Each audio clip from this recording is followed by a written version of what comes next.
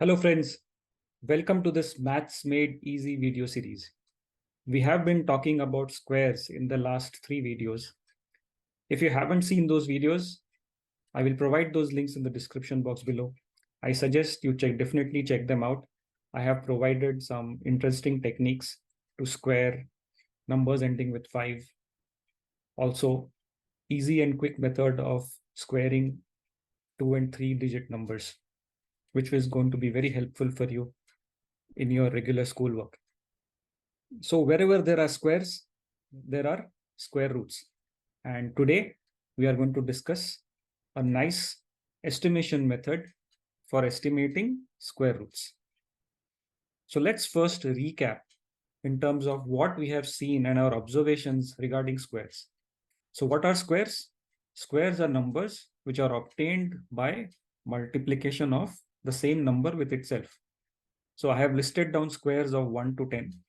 So a square of 8 is basically 8 multiplied by itself, which is 8 square, which is equals to 64. So therefore, 64 is known as a perfect square. Why perfect square? Because it is obtained as a multiplication of 8 with itself. Now, the other side of the square is a square root. So what does square root mean? So square root of 64 is the reverse, which is 8. Just like the square of 8 is 64, the square root of 64 is 8. So when you need to find the square root of a number, you are essentially trying to find the number which, when multiplied by itself, is going to give you the perfect square number. Okay. So now also, if you look at the table on the right hand side, I have summarized the list of observations which we have done in the couple of videos in the past. So what are those observations? These are the observations regarding the units digit of the number and the units digit of the square number. So what does that mean? So if you look at the row number 1, we are talking about if the units digit of the number which is being multiplied or squared is ending in 1 or 9. So which means the units digit is 1 or 9, then the units digit of the square number is also 1. So look at this table. So 1 square is 1 and 9 square is 81. In both the cases, the units digit of the square number always ends with 1. So what does this mean? So this means that when I want to find the square root, if I know the units digit, or if I observe the units digit of the perfect square number, I will be able to guess the units digit of the square root.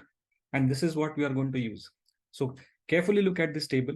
So 2 or 8 results in 4. A square of 3 or 7 ends in 9, like 7 square is 49, 3 square is 9. Number ending with 5 always ends in 5. A square of a number ending with 0 always ends with 2 zeros. So let's now move to our estimation method. So for this example, we are going to take a square root of 121, right? We already know that 121 is a perfect square. And this estimation method will help us find out. So note the steps of this estimation method in this example. So what is the first step? Our first step is to observe the number of digits in the perfect square number. In this case, 121. So it has how many digits? It has 1, 2, and 1, which is 3 digits. So now the rule here is that the number of digits in the square root of a number is always equals to either n upon 2 if n is even, or n plus 1 upon 2 if n is odd.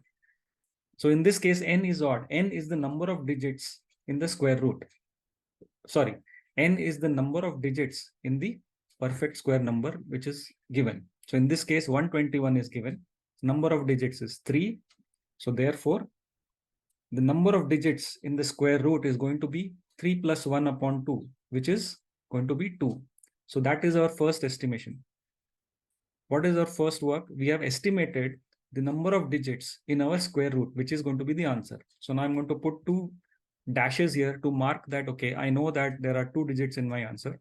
Now our next job is to fill those or estimate those digits. So what is going to be the next step? Yeah, we have to look at the units digit of the square number. So you remember the table which we just saw? Yeah, we need to apply that. So what is the unit digit of 121? It is 1. So what does this mean? This means that 121 could be obtained only when the units digit of the number or the square root would either end in 1 or 9.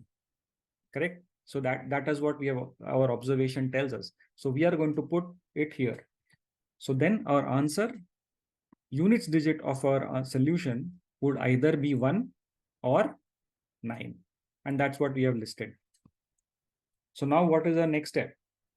Now our next step is that we need to find the units digit. And now we have narrowed down our square root to two potential possibilities, ending a number which is either ending in 9 or a number which is ending with 1. Got it? So now what we need to do is we need to estimate this tens digit of the solution. So for that, first what we need to do is to form pairs in our square number. So how do we do that? We start from the rightmost digit, which is the units digit, and club two digits. So this is one pair, 1 and 2. This is one pair of digits. And whatever is remaining, we will consider it as one pair. So since only one is remaining, we will consider this as the next pair. So now our job to estimate the tens digit of our solution is to find a square number which is less than equal to this first perfect square. Okay, we need to find a perfect square number which is less than or equal to 1, which is in this case. So that number is only going to be 1 because 1 square equals 1.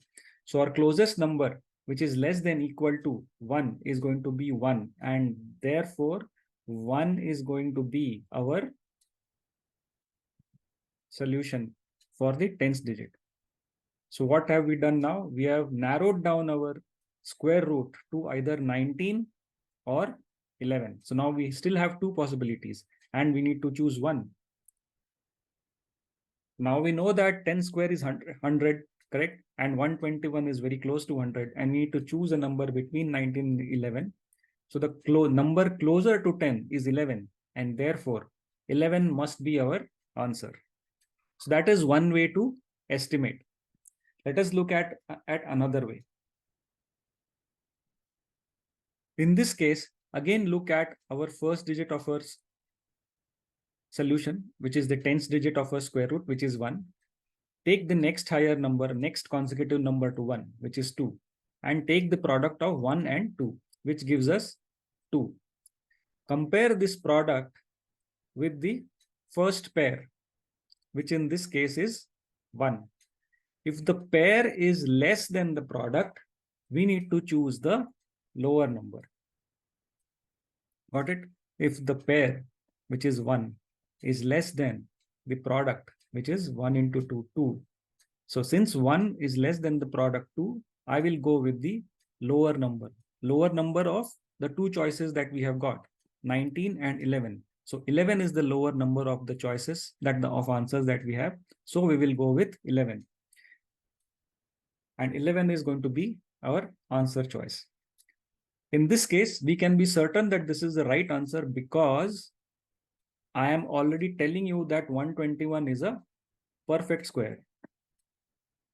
If you don't know that 121 is a perfect square or not, we must confirm that our answer is correct.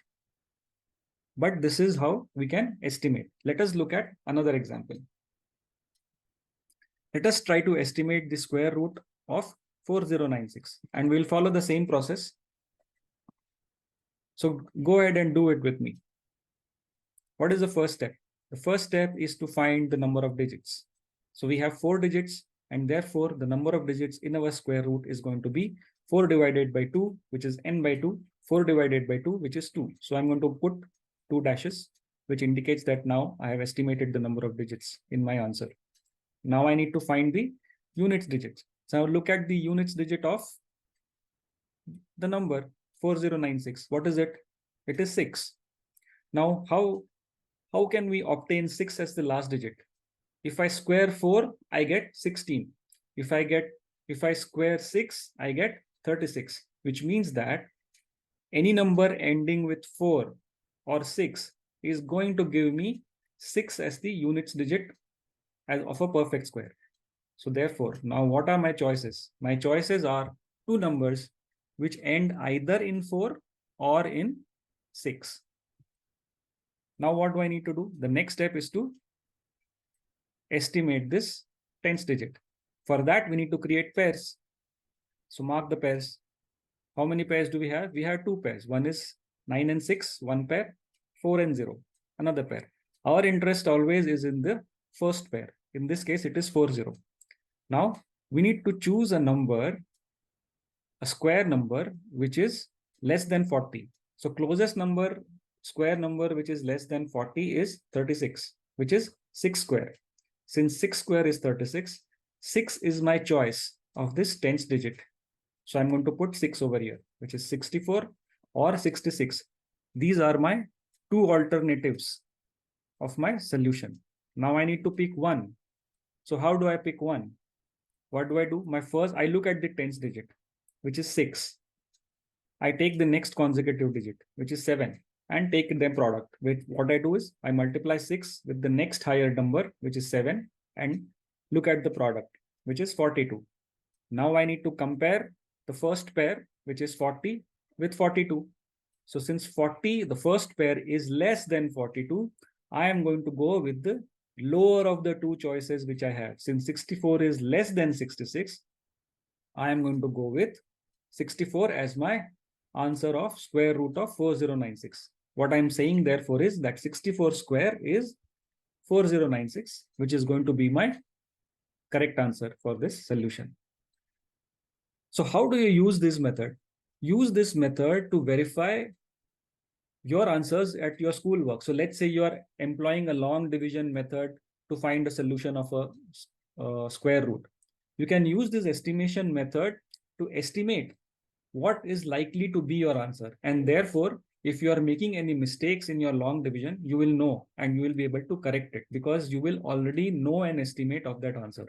This is how you can intelligently and smartly use these estimation methods to arrive at the answer beforehand. So now let us look at another example where we don't know if this is a perfect square or not. So the previous examples, what we saw, you could employ them when you know that a given number is a perfect square. And then you are certain that the answer that you have arrived with the estimate is likely to be correct. But when you don't know if a given number is a perfect square or not, there are some additional steps that you may have to do. So let us see an example of how do we do that. The initial steps remain the same. So let's do this example with me.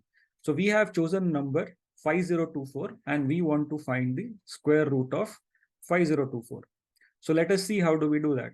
Again, estimate what? First step is to estimate the number of digits in our square root. So what is that going to be? Can you guys tell?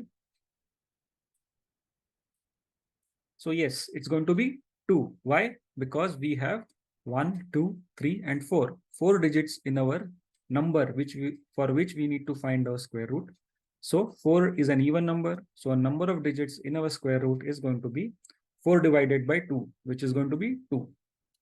So I am going to mark these two places as my potential solution, right? And I need to fill them. So next is to estimate the units digit of our solution. So I inspect the units digit of the number for which I want to find the square root. It is ending in 4. So 4 can be arrived either by squaring of 2, like 2 square is 4, or a squaring of a number ending with 8. Why? Because 8 square is 64. So my units digit options for my number are either 2 or 8. These are by options. This is the estimate I am arriving at. It could be either 2 or 8. Now I need to figure, okay, what is the range of number for the tens digit? Which number should I look at? So for that, again, I need to find the closest square, which is less than 50. But before that, I need to mark the pairs. So I'm going to mark 2, 4, and 5. So I have found my pair, which is 50. So I need to find the square root perfect square, which is less than 50. The perfect square less than 50 is 49, which is 7 square. So then 7 is my choice for the tens digit. So now I mark that, and therefore my solution option goes to either 72 or 78. But I don't know if 72 square is really 5024 because I don't know if 5024 is a perfect square or not. So I need to check. So how do I check?